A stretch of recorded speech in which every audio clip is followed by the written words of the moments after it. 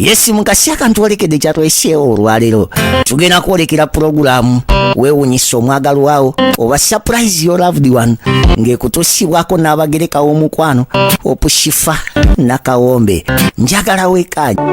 Hello Africans living in the diaspora, the UK, USA, Canada, Europe or any country across the globe. You're doing more than 2 jobs, working long hours, holidays and weekends. Introducing to you a legit online business that is going to give you peace of mind, freedom, convenience while you still earn at the comfort of your home, workplace, anytime, anywhere. This requires no experience or expertise, but only with the help of our mentors and coaches, you are guaranteed 100% success and guidance on how to go about it. For more information about this exciting opportunity, please visit www.veronam.com. WhatsApp or call +1 331 304 5595. Legit online business. Abalungi abatulaba ndi wano kubanjulira Mulongo Diaspora Foundation eranga information eri wano wetegereza mukwano ojjeko contacts gwe wenna eyandyagadde okubeera part of International Summit on Mental Health and Disability 2024 lwegenda okubeerayo ng'era theme global collaboration to strengthen international partnerships in order to improve mental health and disability outcomes worldwide. Bannange Mulongo ategese era nga contacts weziri wansi awo. For more information email query genda ku mulongo-foundation@gmail.com oba ogende ku brendanakato44@yahoo.com oba contacting ku namba z'essimu z'olabaawo wansi. Era nga mukwano ofuna omukisa okuregistaringa ogende e Canada. Budde bwakulya kimere. That's the excitement. Ensonga lwaki jogedde kyekyo. Ne lwaki sifa ku luzungu Nakawombe. Okay. Bannanga abalabi baffe abalungi, how are you guys? Mwebale kubaawo, mwebale twagala. Ate mwebale ku demandinga. Hey! Baana mmwe temuli bangu. Nagamba ne kaatu basampulingeko spend a day with Opushifa tulabo bamunaabyagala. Mulowooza mumbadde bulungi. Hey! Baswiri nyingiddewo bwetyo tuzze kubanga tetukomawo ne episode yaffe endala gye tuyise spend a day with Opushifa. Tugenda kuba tuleeta guest waffe olunaku olwaleero. Guess what? Nange ngambye kamba surprising. We have a new set. Mwerabire set gye tubadde tukoleramu neeri. Hey, mujjuke na Rachel Namiroro yajja n'atukuba omuziki. Omuyimbi yayimba complaining agashifa nandyetaze nenkuba amazina ngamve eno nzira eri nembuka mu bbanga. Kabaka ekyamulemesa okuyimba mumumanyi kabako aba performing yetaaga kisaawe abuuka n'ava eno nadda eri naye we twali nga tuli squeezed bwetu temubimanyi ebintu nammwe muba mutandika. So ne ŋŋamba kano ka break ke tubaddemu nga tuwummudde nga we mubijjukira nti muno n'omubbi yatuzzaamu keemabega. Ne ŋŋamba munnange nga bwe tulisetinga nga bwe mumanyi ffe twekkiririzaamu, we never give up. Ne tugamba katukaminge up with a new set and tara. Hey, so this is our new set. We tugenda okubeera nga tukola ki? Nga tukolera spend a day with Opushifa. Kwegamba omuntu era nga tuba tukyazizza guest waffe olunaku. Jjukira bwe tukukyaza ate naawe okyaza yonna ye wantu akikoze bulungi. Kwegamba Shifa addiza ku bawagizi be. Gwe bwe tukukyaza ate naawe okyaza abagenda okujja bawitnessinge emmere baspendingeko ate naawe a day with you. As you're spending a day with Opushifa, ate naawe oyitayo abaspending a day with you. Gwe tuba tuleese.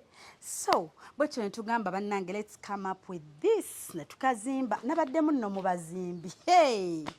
Ne tuzimba akantu kano. Natabulidde wano omusenyu bw'empeereza. Bannange, nkoze yo footage ate naye nadde nnyina omubawa.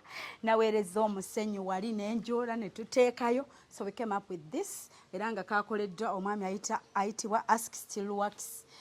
T-Bax yatukoledde akantu kano n'akatudesigningira nayambibwako Opushifa n'omwami akola tent. So it's a combination of many people. Ne coming up with this idea. Ndoza mulaba wana abagenyi baffe bajja kutuula bulungi beetaaye okitegedde. So wali baba batudde in case of entertainment tumukolera wano kale ate wano nga tufumbirayo anti munnange baagaana effumbiro ly'omunda ne bagamba Shifa ffe tetuleka miti ate tugende munda mu bbugumu. So everyone loves nature. Ne tugamba okay, ne tusettinga up wano.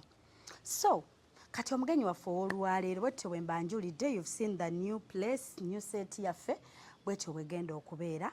Era temwebuuza nti nga bikyuseemu oba si byebino oba si byebiri byebino naye nga bimumanyi nti buli budde tubeera tucreatinga. So bwetyo bwe tusetinze up tuli mu kugenda kupiikinga omugenyi waffe olunaku olwaleero, ate naye ng'alina abagenyi tumukyaza, ate naye alina baakyazizza bagenda okufumbira. Tugenda kufuna entertainment as you see our setup right there. Atudde wali tujja kuba tumwanjulira ku sheena akola ngaani. Mulindeko mugumiikirize mukanye kulaba mwetegereze, naye ng'omugenyi gwendeeta olwaleero I can't wait to eat that person's food. Sigenda bagamba oba she oba he oba ani, naye njagala mbale mu comment section nga buli omu ateeba gundi muteebaawo nga bwe muteekawo, naye nga mbaagala nnyo mikwano. Katusimbule wano tugende tuleete guest waffe olunaku olwaleero agenda tutubuulira nga mbimanyi enkola bweba. Tugenda mubuuza munnange gwe wandyagadde kutufumbira ki akitugambe tukishoppinge mu katale as usual. Katulabe namuzaye oba ye planned kid nga talamuza munnange byonna tugenda kuba tubiraba. Naye ffe wano tulamuza, mumanyi Shifa mu kulamuza namuza akatungulu green pepper mubimanyi wano Uganda ekintu eky'ettaano bakikugamba mutwalo. Naye nga katumupiikinga emikwano titube nga tukomawo bannange mbayite bakoowolo bagambe nti ate Shifa is in the building, obagambe basubscribinge basharinge balikinge bakomentinge. Ate good vibe zokka mikwano wano negativity tetuwelcoming. Ffe wano tuli team good vibe, timu kwezimba, timu kwekkiririzaamu, timu kweyongerayo. I love you so much. Nsigadde nina Kawombe Shifa Hope. Oyita ku +25678210159 nawe ayagala okulanga naffe ng'ogamba nti Shifa nze I would love to sponsor spend a day with Hope Shifa mikwano, just come to my inbox twogere nkukubire akalangoko mu bitiibwa. Mbaagala nnyo, nsimbudde okulaba nga tetunona guest waffe olunaku olwaleero. Mwesunze bannange ani atayagala kulya kimere kye bamufumbidde. All right, love you so much. Mutugoberere naye zo surprise ataka tazileta hatataka ondinanze okoza birungi kyenda sobi aibine birungi rwenda kulukumi kuwadde rwenda. So abalungi abatwala mikwano nga bwe mbagambye oli nga tusimbula nti we are going to spend a day with Hope Shifa as usual. So I don't know what our guest is going to cook for us today, but just now I'm excited. Ye banaye oluzungu nga lungi anti mbadde nagako mamange sente ze wezalaka. All right, so mikwano abatulaba mwebale mbaniza ku channel yaffe Nsomagala surprise your loved one. Nange Nakawombe Shifa Hope we vibe ewayo bawe essanyu wano n'okuddiza ku bawagizi baffe. As I told you, guest waffe olunaku olwaleero uno mwana muwala agenda beeyanjulira mu bujjuvu, saagala mwogerere, agenda bagamba yaani. We have a long day today. Nga bwe nabagambye mugenyi waffe tugenda mukyaza ate naye n'akyaza abagenyi be. So bwetyo wano bwe tukikola n'abagenyi baba bangi nnyo tubagenda baba batusinkana bagenda bagala nnyo wali ku moment ya entertainment n'ekimere nga kitandikiriza okujja. So bano abasooseewo abazze be baagala testing omunnyo naye nga mukwano buuza kuba tulaba tandika n'amannya. Amanya agange impitibwa Nakaiza Prosi erya screen oba erya katemba oba erikola sente pitibwa Sitabe.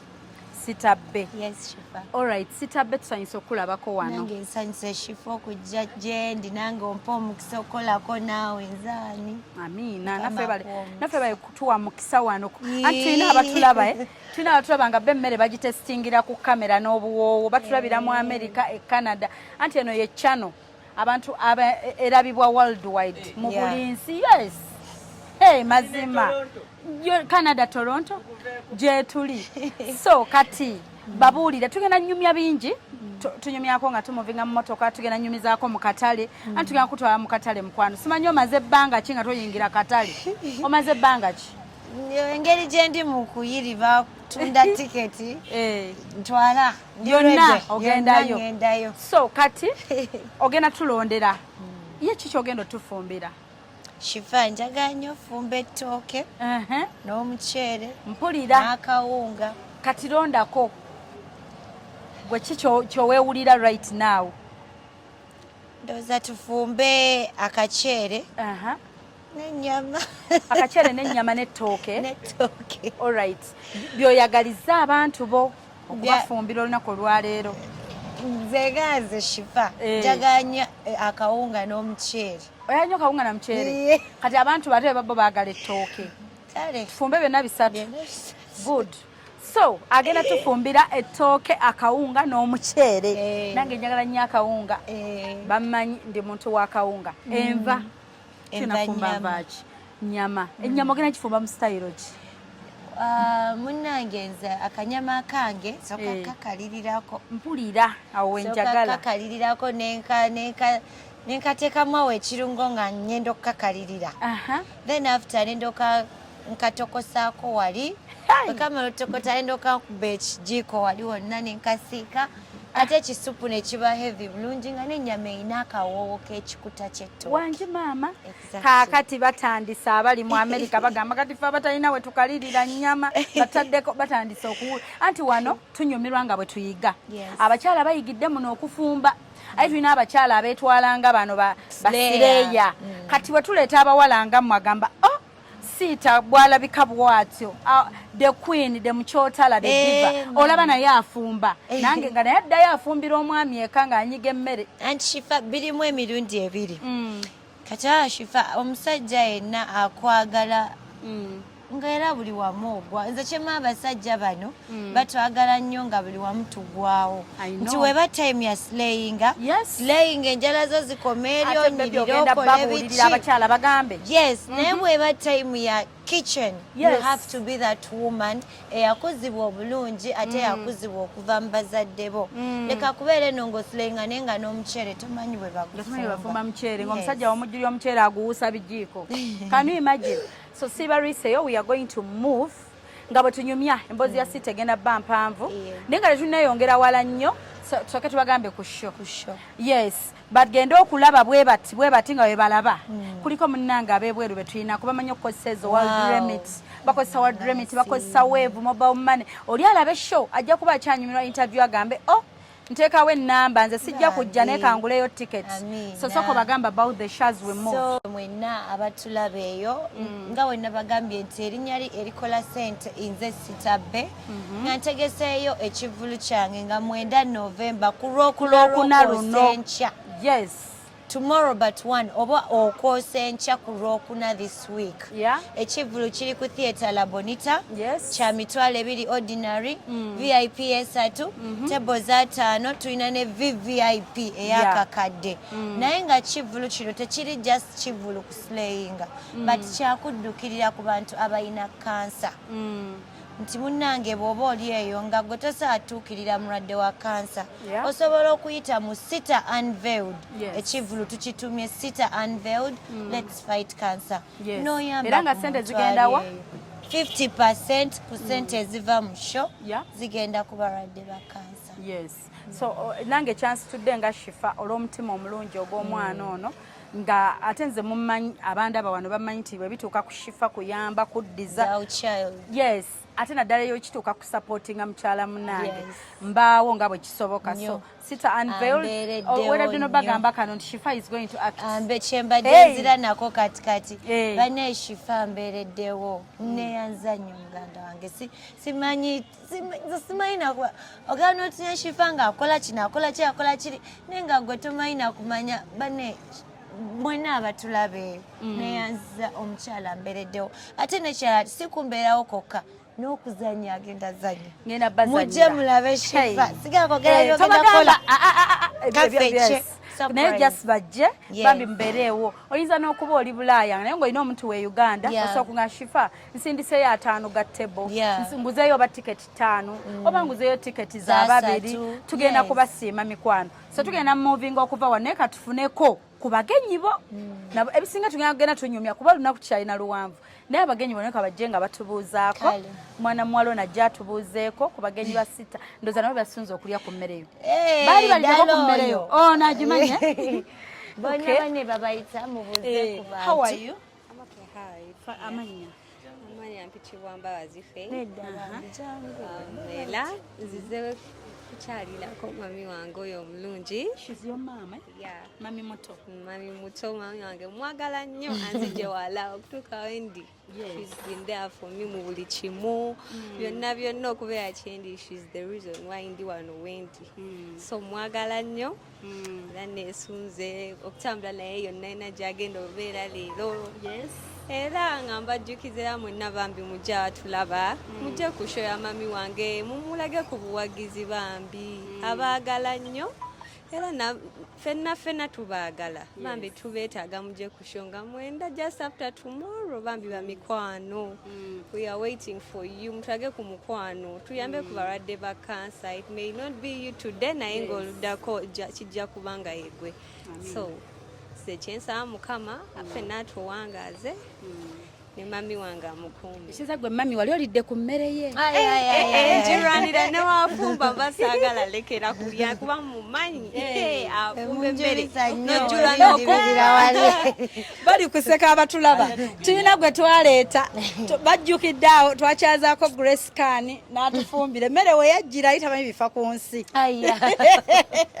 okujjula kwatuukira naye nga obakabako yakyabasinze oba aninze Kabako naliko kweyo show. Wajiraba yasika akamanda n'ekibumba natunuulira Kabako ne ngamba eyo era ddumu naye esiimye naye omanyi Kabako kye yatugamba ekyamakoolo nti Shifa nkubuulire akatiiti kawuuma ewange nga mbuuza akatiiti kategeeza mbuddumu n'akatiiti akalina mu buli kala n'ageya mukyala we naye ng'agenda kuba akomawo n'eddumuna koolo muneetumugeyo nga tumulabako tukoyogeyo abantu nga tebaliiwo.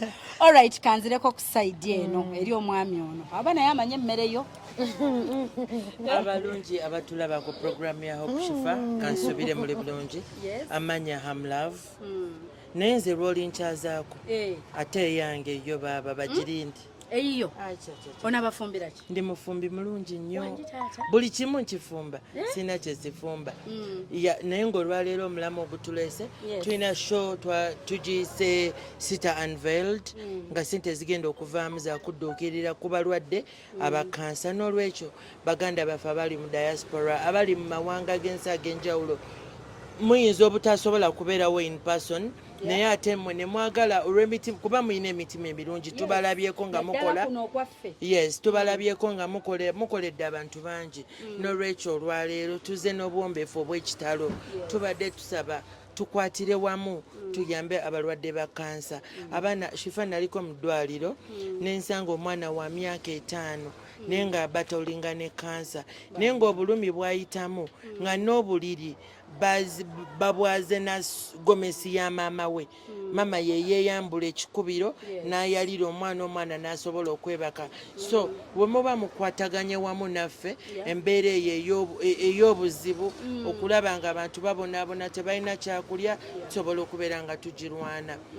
Andi muganda wange omulungi Sita kana kayimbo kamanyi ndi first born ataddibwako zasooka ziddibwako tolinga buli buddami obo ezo tugenda ziyimba zonna ku sho n'olwekyo bambi tugenda yimbiramu abantu live waneeno Sita ajja kuba afumba nga ffe tuli muneeyimbira byaffe kigenda tokotansi kisaanikire naye tobagambye okusinzira gwe because I've seen you there ebbanga lyonna nga tukola rehearsal zaffe gwe babuulire okusinzira kyolayo mu rehearsal kye tugenda okubakolera. Sandyagadde ate kubabegerako nnyo naye kyenyinza okubagamba tubategekedde drama mungi alimu ebisanyusa alimu ebiyigiriza temwerabira obutambaala n'abali mu diaspora bagenda ogirabira ku YouTube channel ya Shifa Nakawombe mukwate obutambaala bwammwe abalungi mu butegeke kubanga ojja kulaba enooyiga enoosoma eno bw'okaaba n'abaana bammwe mubagambe basubscribinge kubanga show yaffe tegenda kubeeramu byesittaza eyamba omukulu eyamba omuto eyamba omukadde bamama baffe batata baffe n'olwekyo nange nandisabye abali mu diaspora wabeeyangulira tebo wabeeyangulira tebo bambi oba nfukamire ne wabeewangulira ogenda obbakolera kasooke beetegereze olina byojja obbakolera awo maaso awo gye tulaga nga tuzze wali makaka bajja olaba nti ogwana ngenda bafumbiramu bambi bungulireyo tebo byonna ogenda bikola bagamba ogenda baziniramu bafumbiramu bayimbiremu ngenda bakolera buli kimu ate nga tulina n'ebipya byetufumba ne Hope Shifa mubirinde ebyo tobibabbirako baleke alright tweyongeddeyo amannya n'eddoboozi. My name is called Jefferson J. Owell, and for me, I'm happy to work with Sita everywhere we go because she's also supporting me. I have a brother who is sick, and she's supporting that brother. So I really have nothing much to say, but I want to call you guys to come at 9th November. That will be Thursday this week. Please, we need your support and we need your help. I'm called Jefferson J. Owell. Jefferson J. Owell. Jefferson. Jefferson. Okay. Yeah, or you can call me. Ngaba mode Jefferson wagambye. You know, he's a witness. Agambye ayina muganda wo muradde, but still Sita ayamba because she's the one supporting. So mikwano bo supporting omuntu ngono kitegeeza ono omu atekawo eddala n'abalala ne balinnya kotali selfish. So naye a supporting abalala. So guys, you know what? Tugende mu katale tugenda shopping awa Sita. Tulina Kibuya ojja mutatukwate. Guys, tulagewa. Junior. Twabaddewo jam. Otesa tugenda ekibuye. Good. Tusimbudde tugenda mu katale ka paake ekibuye. Kibuye we are coming. Tugenda gula nyama, matooke, chere. Tandika kolerera tebo. Tandika kolerera tebo. Kibuye. Baba dena mazi. Ngole mimiro ja tebo. Kale katuyingire tugende. How are you? Fine. Where gala? Okay. Jangu baby weyongere mabega. God. Mpako katono. Sawa atanazino njala. Menda njisale busazi. I wanted to surprise you. How are you, darling? Naye avuddeyo ku rush show. Wakijawo atwongereyo mulala omwe mabega. Ki Emma wange kati fe tulina Kibuye ali mwaba kati mumanyi nti naffe tutudde bana baba mungulire nze mmeeza kubanga bajja kuvulira yange teswa Shifa wanje kanzisale nzagenda wanje Sita jangu kakole mu kamera kagenda nnyuma kam jangu nayo come with it it's gonna gundi Grace yalema okusindika emmere bwati munda ng'asaani nga bwasindika enjala zimenyekako nga nina enjala zange kati okusala ate kati okumbalaga nti mmanyi okuwaata wadde nina enjala genda ddiwaata nga then afutamale nzijjeko lwaki tozijjako nga njagala sooka tegeeza abantu b'enseno nti okusilayinga n'enjala empaavu tekitegeeza you can do anything tubikola tubalumanyi agambe you can do anything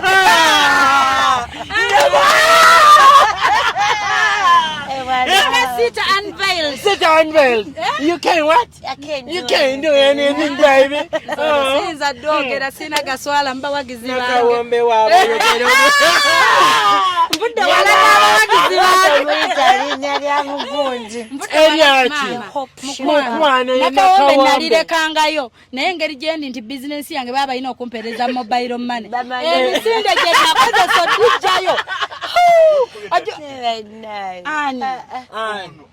Abatusaba wali katata atwerabide bamuwadde sente. Ndayira. Naye bannanga abasabiriza batereezeemu. Atumaze otusaba wali. Ate n'atukuba remix. Mwana. Abakomeddewo mu round eyo. Naye nga bannange neesunza olunaku luno. Nyolooza abasabiriza tebali bawadde lumu pasipooti. Nabo ne bafuuka abatuuze b'okusabiriza e Uganda. Naye nga pasipooti esoma ki? Ng'esoma ki eyo pasipooti? Kusabiriza.com. Ate bali kuno. Ate bw'otamuwa abamu bw'akubaza obulungi akasimu takatutte. Kati okimanyi nti waliwo n'abali ku YouTube channel abatugeya. Naffe tubageye Waliwo abatugeya. Mukimanyi nti ngugumuka ekiro nga njogera nze ko mwanange anti nsula ne kawala kange. Akaana kange kamanyi okunzukusa ekiro ne kaŋŋamba mami konze WhatsApp.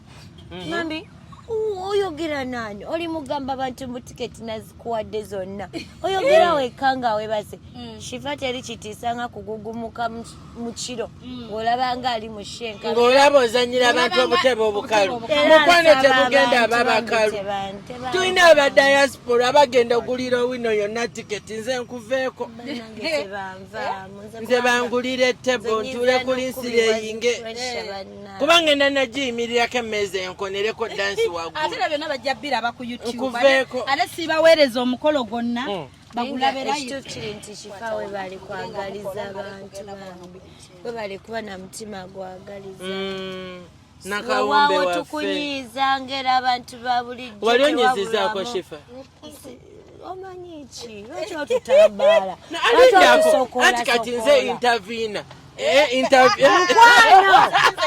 Wano. Nze intervina. Wali onyizizaako Shifa?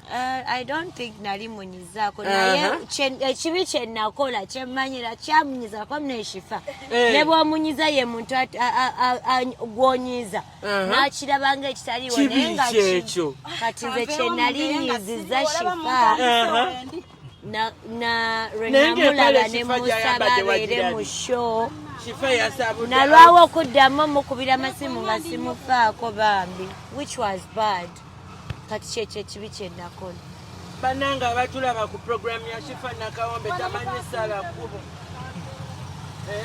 bannaye wanje obadde okyatunyumiza nalwawo bambi nalwawo okukola ki nzijukira namusaba bwe yajja nangamba ngenda kugulako tebo ngenda kugula tiketi za 1M nensanyuka bambi nangamba kyonna kyoyagala nkubira Shifa yagula tiketi za kakadde kamu oyogera ki video toziraba bulijjo layira obeerawo nga tewampa tiketi yange ey'obwereere nze nga tewampa tiketi yagulira abantu be bambi abamwagala balaba program ye abamufollowinga yes kati gwe bafaani b'obaddizaako nati kwe kuddiza kwenkoze it's a charity show remember kyenfunyemu nandibadde nkiza mu nsawo yange n'abeewange naye njagadde nkisharingeko n'abantu abo ate nkikoze lwakuba nti nange nafiirwako so my aunt so kati kiruma obulumi bwe yayitamu nabulaba nebyokwogera MC Chumi agambe yafiirwa sexy we n'olwekyo tugenda mu tebannamanya nti gyali Chumi gyali emabega eno bannange agambe ye yafiirwako sexy Chumi osekerera abantu yasaba cheers yali asaba tomato sauce nagamba bampeyo cheers nalemera ku kintu cheers kati ng'omutwe ogungamba oba cheers ategeeza ki kati nendowooza asaba ntebe cheers nga atudde already okitegeera ojja londawo side gy'obeerangako buli kaseera ofuna nvuma oddeeri bwe bavaawo ng'onjagala kati nobeera ddala oddeeri gwava gamba interviewna ate unavuna Hello, Africans living in the diaspora, the UK, USA, Canada, Europe, or any country across the globe. You're doing more than 2 jobs, working long hours, holidays and weekends. Introducing to you a legit online business that is going to give you peace of mind, freedom, convenience, while you still earn at the comfort of your home, workplace, anytime, anywhere. This requires no experience or expertise, but only with the help of our mentors and coaches, you are guaranteed 100% success and guidance on how to go about it. For more information about this exciting opportunity, please visit www.veronam.com. WhatsApp or call +1 331 304 5595. Legit online business. Abalungi abatulaba ndi wano kubanjulira Mulongo Diaspora Foundation. Eranga information eri wano wetegereza mukwano ojjeko contacts go wenna eyandyagadde okubeera part of International Summit on Mental Health and Disability 2024 lwegenda okubeerayo ng'era theme global collaboration to strengthen international partnerships in order to improve mental health and disability outcomes worldwide. Bannange Mulongo ategese era nga contacts weziro wansi awo. For more information email query genda ku Mulongo Diaspora Foundation @gmail.com oba ogende ku brendanakato44@yahoo.com oba contacting ku namba z'essimu z'olabaawo wansi. Era nga mukwano ofuna omukisa okuregistaringa ogende e Canada. Nebuuza cheers cheers. Naye abantu nga baseka. Anti batandise otubbisa mu zi interview ototwani. Okay. Kakati obadde okyatunyumiza. Soko tunyumiza obadde ova tugeya. Wali amazzi g'emitwalo 10. By the way kyogereko gaba ga 12. Amachi. Amazzi tegasukanga. Nga gwe hamu.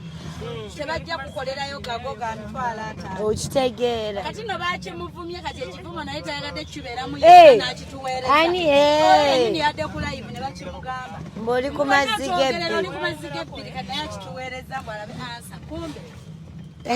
Nenga mwana muwala sitanyirira. Kamama kali hard working. Waliwo abapoliisi. Basitosiba omusiru.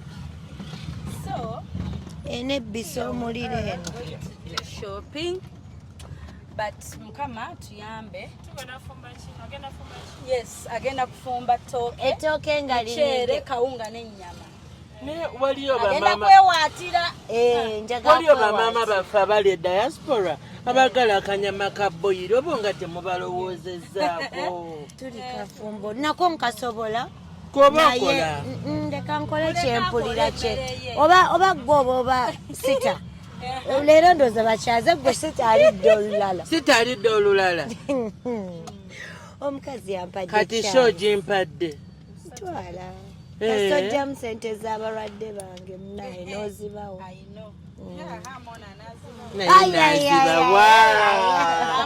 Nazibawa amulavu waabwe. Amazima ge gali kussa. Amazima gali nzisa sirizibawa. Nize tebo yange. Nange ntule kuli eri nange ngamba owaayo nzirukiridde abakansa nenga sente zivudde diaspora. Kale omuntu ayinza okugulira tebo. Nange omuntu yali nguli. Tokyogeramu. Ekibuya widi. Nakoma ekibuya eyo bayingirayo n'emmotoka. Kibuye yakyuka pakinga ku mafuta. Ng'oweta booti. Munda bayingiranga n'emmotoka n'oyingiramu eyo. Fe tuveemu oba ogende oyiye.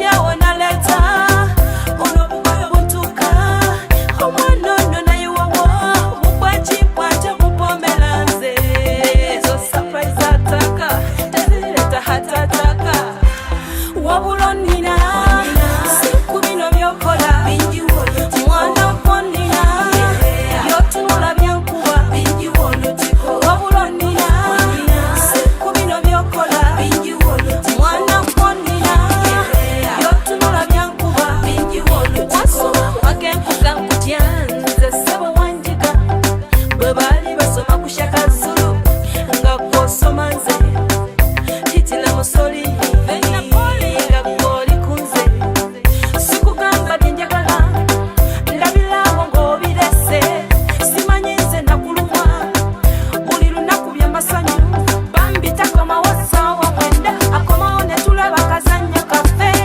kanneemu kanabiri mwana gujje kunzita kanneemu kanabiri mulenzi gujje kumenya wabula onnina siku bino byokola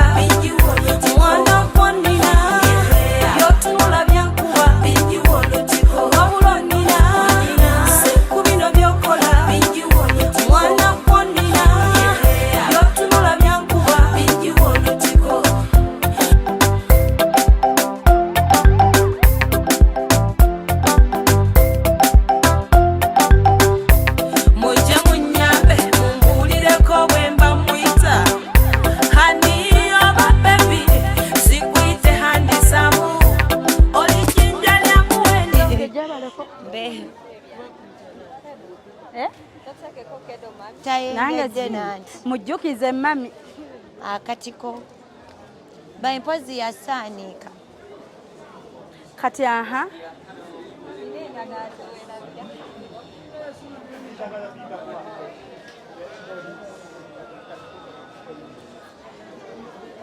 akanyama ntera kagula wa mwami olwo akanyama okagula kwono ya abeera n'ennyama eri fresh ate munaye mizaani ye ewera bulungi ye mwami akuwa ekintu n'owulira ng'omutima gusiimye taata mukama wange nkomyewo njagala ompeyo akanyama era ayogerera wano ndaba nkukubidde akalango oli ku tv n'omukulu shifa alina programu ye akalango kekoledde toyinza butangulaako na tiketi kula bonita okwosa enkya ku lwokuna sho yange yiino butiketi bwebiri n'esatu naye nze munaayi naffe ennyama twagala kiro ezo kiro 3 era ogaana okuwagira kya anti kyetutera okukola nga tufumba nze am one person bwengula ennyama njagala famire nerya ennyama nekuta kwolwo nti twalya ennyama okitegedde bwe mba siigula ewerambireka netugira ntulya mukene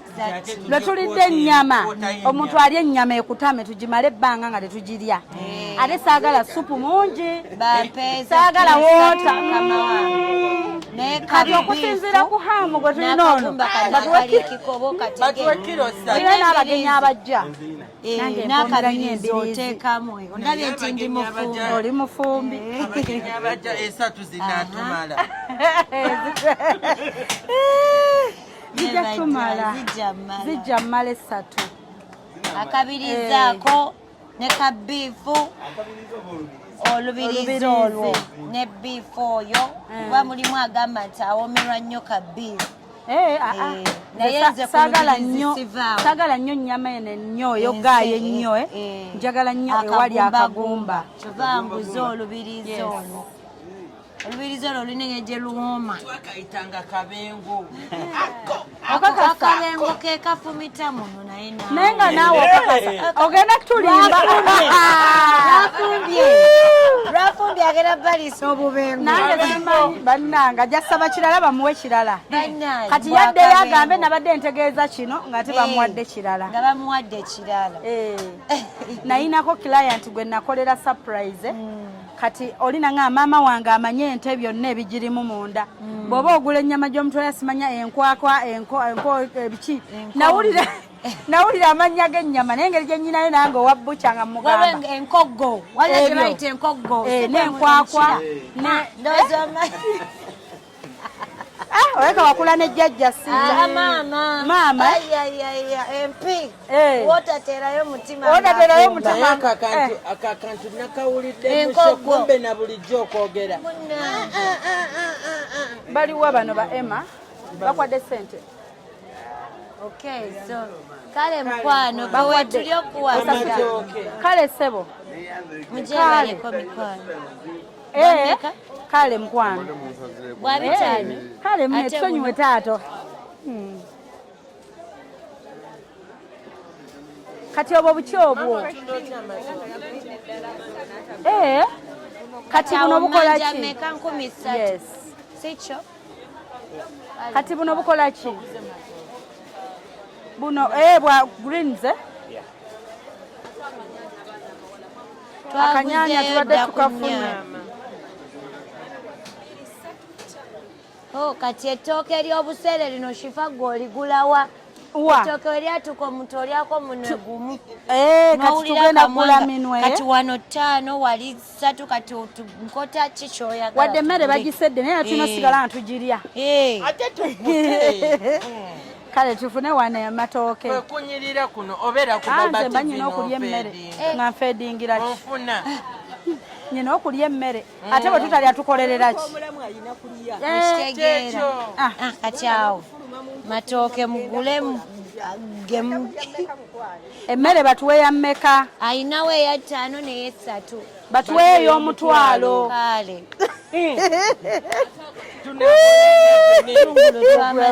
okyaziwezi oba bagende bakuwa endala genda naye bakuweeyo 5 2 Mama ompetooke naawe nga bw'okyaza omugenyi. Saagala onswaze ngena lifumbira live ku TV.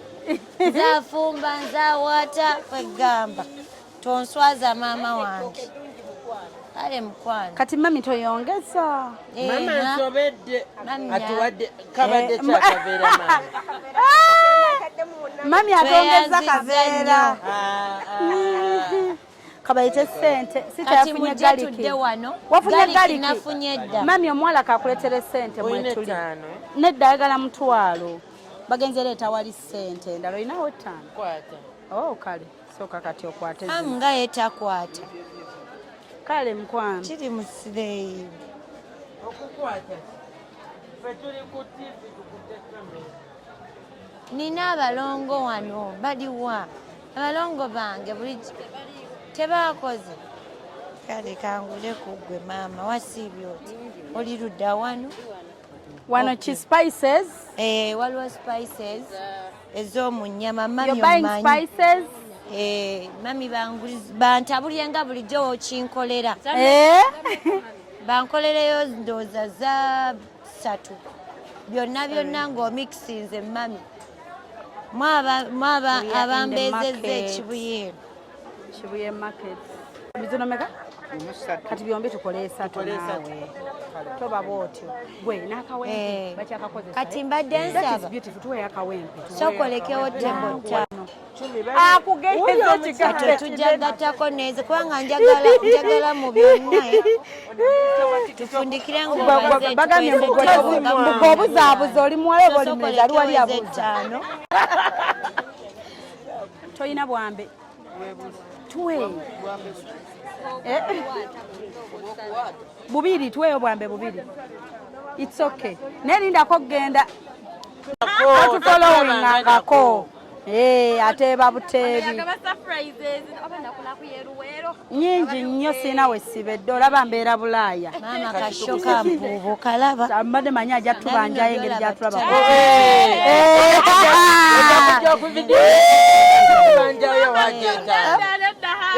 Tukole tutya. Wa wali widi atwale. Sweet wange leeta 5. Bayite bakongedde sente. Oli omusasudde. Bali mu ggula. Kati mbagambye. Nedda kati lindako ndabe lumu sigiri oleete lumu.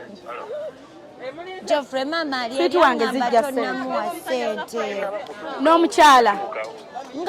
Agonsera tiketi ng'ayina abantu wali abamusaba.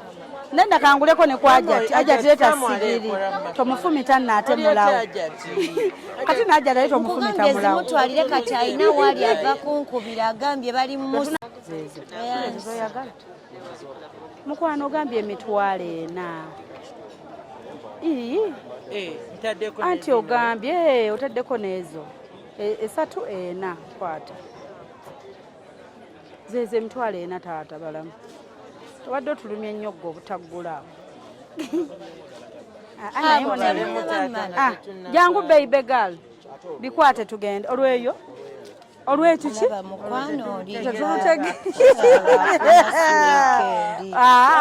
katugenda tusonesa ebikopo bya plastic tugende sirutegedde olwo nedda njamala buuliriza nade nosabye obuso olinawo kachenji batuweyo ku bwambe twerabidde obwambe bubiri bwammeka 10 juni anona ki ekirala obunzaali gye buli siita wangi mukwano ogula bunzaali twade tubuuza manda gyegali go tugenda kufuna tetuyina katulina gagula waneera kale obwambe mama ebisinga byonna byendowooza mujje munyambe mungulireko bwe mba muyite ntya muyite switi oba muyite my love Mr. Right Daddy First Bone Mr. Lecturer bisobedde mutase tugule mami sijja kwatako angambye nkwateko munkakasi oba kasala ndeka eno tunona kisiti manda mami deno what bannange olweza ne bombo bannange byonna bwebiri shifa diro wasemba ogula ku lweza ne bombo omwana omuwala yenna onaaba ku lweza ne bombo yes kati balugula eno mu katale muno bombo litujjako akaswa akakyafu ak'omunkwawa omaba nabala tubanaka waliwo stage wotuuka ng'owunya kavubuka omanyi kye bayita kavubuka bombo eryo ddungi newabaawo olweza mikisa nga owulya babiyimba mama wange mulamba naye yankyawa olukyawa tanzijukira mwenna mwekyawa ndwawo okujjayo mulabako bambi wasibye otya mama wange omulungi mwasibye muty ab'emikwano sibeta nno bamaama mami sho nga tondagula ka tiketi mama owange neyanza mama akebiri kale nkuguliddeko omutwalo ngukutereddeko ne mama sente z'olina ziweze mama bampa amanda ga mutwalo nze ndeese na sente naye muwala otoyagala muwaddewa kati mama ziweddewo z'olina tojja nakujja ye tojja kujja mama ojjaga omutwalo mama ka tiketi bantuwaddeyo ebiri I'll give you. Yeah, 10. You have always a 20. Because we need knives as well. Sawe mu yennyini. Mama woba tojje mama nyamba. Tuguleyo ga mutwalo. Kati ate ne bakawagirirawa. We bati. Baliwe baŋŋambye. Balabye shifa. Buli ki. Gobanya buli kimu bati. Wali ow'omukeeka. Nedda gunyuma okutuula wansi ku mukeeka. Yes, n'ogwebiri kituufu ogwo tebatusedde. Ne gwe siita. Singa gwasofumbiramu n'ennyama. Era kye ngenda okukola. Mwe musirifumba boyiro. Nedda omala okakalirira. Nedda ososiikira ebbali n'omaana obiyiwamu. You can fly from a side and pour here n'obikkako n'ofumba. Okali akasigiri. Eyo ennyama egenda bayiraba mu kyalo jjajja. Nze nagiraba ku YouTube. Naye ng'abikolera jjajja mwami. Naye kano ng'atuwadde kaatifu kanako. Anti nange kajja. Oba tuddeyo tuyombe hamu kayise empewo. Oba kalina yisa mpewo. Nedda lwaki kayise empewo. Ekituli kye balekawo. Mama ga mutwalo. Akantu ka bbeeyi. Yes.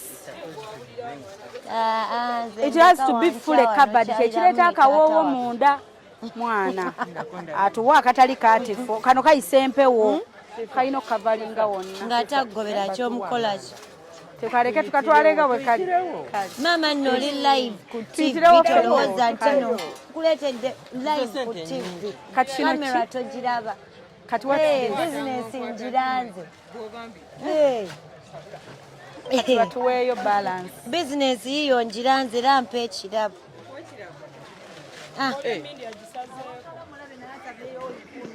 okyandiko mami bwombi obuwagadde tumaliriza ku mmeka 3 kale katutwale obwambe bwa kati laba yojjako ezaakambe neziwagala tukulinze wano gisoko jjo nzibireko wamma kano kayatika oba kalina bba bwe kati ono noyagala sireyi nga talina kyakwata mulabe wamma tukatuddeyo tukayane tolaba mbadde manyi kyonna kirina okukavalingawo tetuyomba tubireke agambye kalina oyisa empewo supu n'atabimba kuyiika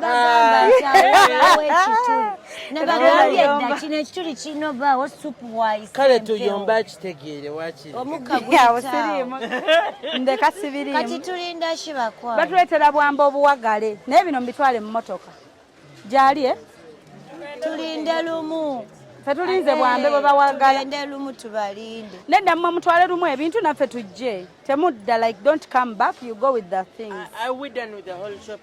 tulinze bwambe bwe batuwagalidde maama olinayo ku kikolokomba ow'emmere tampadde kikolokomba anyimye embuto ayina nti nguze miyera yenze maama wano Omuwala ombwa atine ku tiketi. Mama tompadde kikoloko. Kano bagenda tubuuza kaaki. Eno Kampala buli kintu okigula. Kano kutuuza leeta.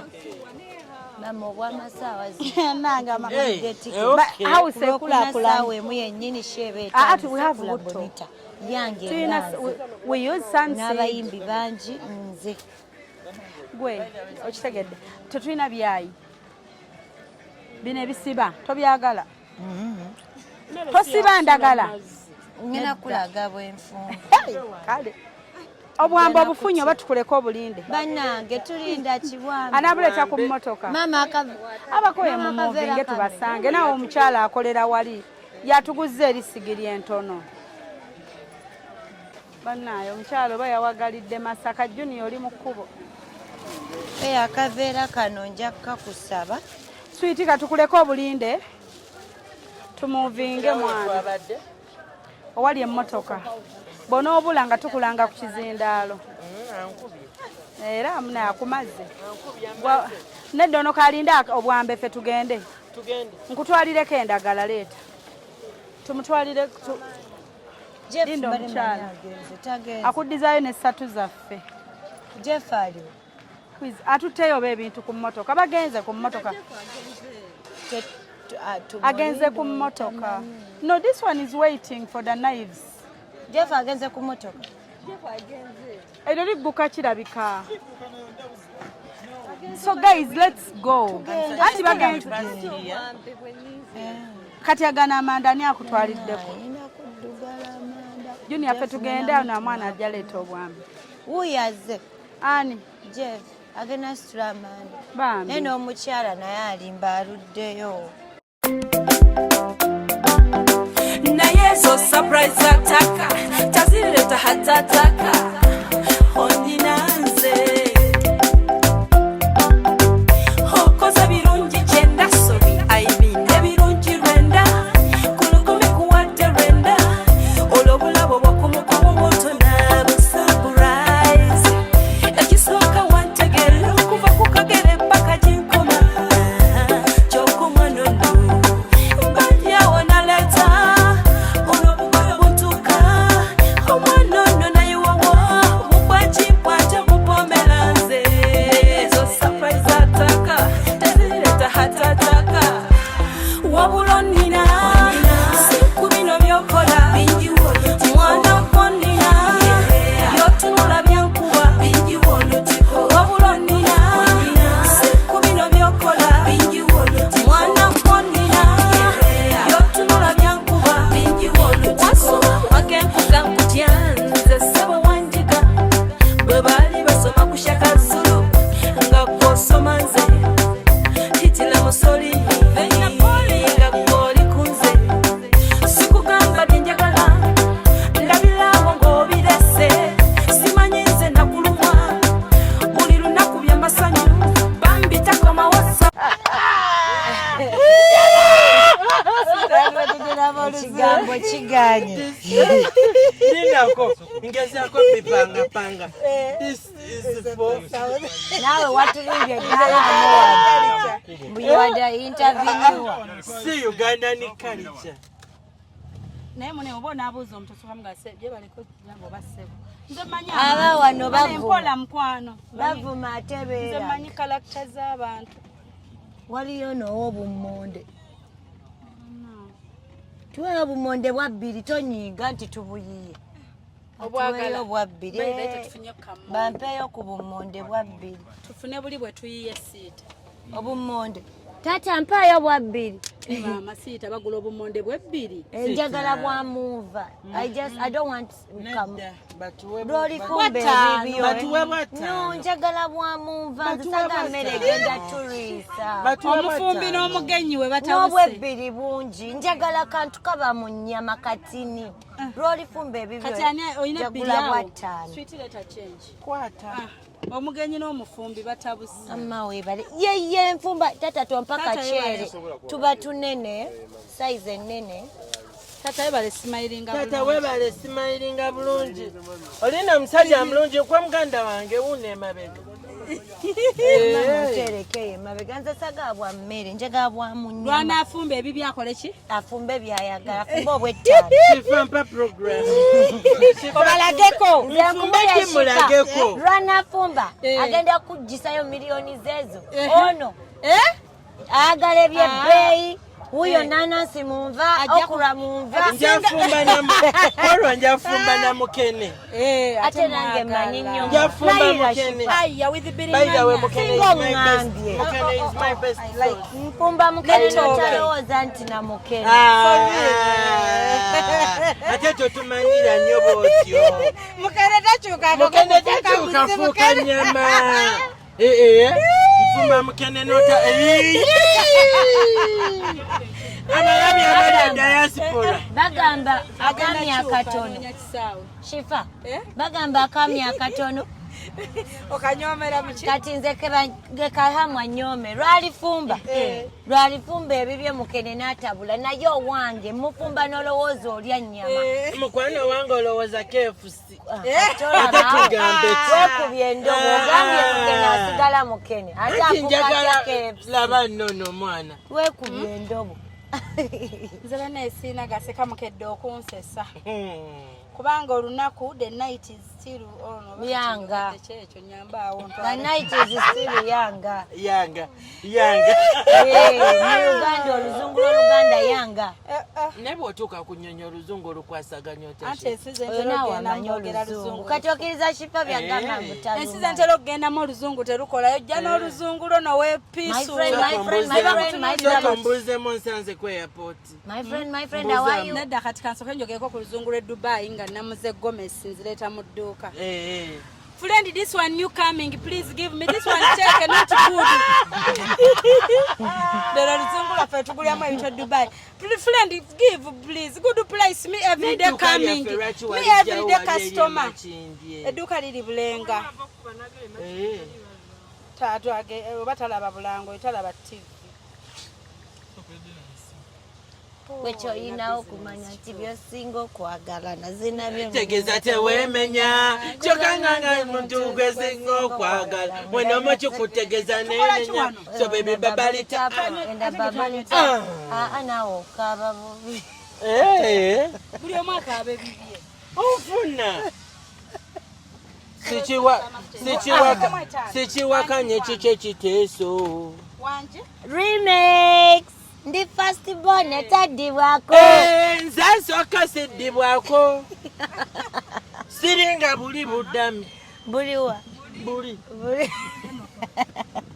omulabi waffe omulungi wano eyekomedde ku channel yaffe Nsomagala surprise your loved one mwebale kubaako mwebale tugoberera emikwano yonna nga bwe tubadde gye tulaze ne bye tukoze mwebale kubaako mwebale kutwagala abaswiti tweyanza nnyo tweyanzeege so omugenyi waffe bwe tutyo tuyingiddewo tutuuse wetugenda okuba nga tukiringira ate tulabe ki kyagenda otufumbira bigenda vaamu bitya bigenda tambula bitya emboozi yaffe egenda kuba etya lindirira mu paati yaffe ey'okubiri olabe bannange egenda baamu bingi nnyo lindirira paati yaffe ey'okubiri tugenda kunyumirwa emboozi wadde oli mu kulaba Opishifa na Kawombe tusinkane nate. Hello, Africans living in the diaspora, the UK, USA, Canada, Europe, or any country across the globe. You're doing more than 2 jobs, working long hours, holidays and weekends. Introducing to you a legit online business that is going to give you peace of mind, freedom, convenience, while you still earn at the comfort of your home, workplace, anytime, anywhere. This requires no experience or expertise, but only with the help of our mentors and coaches, you are guaranteed 100% success and guidance on how to go about it. For more information about this exciting opportunity, please visit www.veronam.com. WhatsApp or call +1 331 304 5595. Legit online business. Abalungi abatulaba ndi wano kubanjulira Mulongo Diaspora Foundation. Eranga information eri wano wetegereze mukwano ojjeko contacts go wenna eyandyagadde okubeera part of International Summit on Mental Health and Disability 2024 lwegenda okubeerayo ng'era theme global collaboration to strengthen international partnerships in order to improve mental health and disability outcomes worldwide. Bannange Mulongo ategese era nga contacts weziri wansi awo. For more information email query genda ku mulongodiasporafoundation@gmail.com oba ogende ku brendanakato44@yahoo.com oba contacting ku namba z'essimu z'olabaawo wansi. Era nga mukwano ofuna omukisa okuregistaringa ogende e Canada.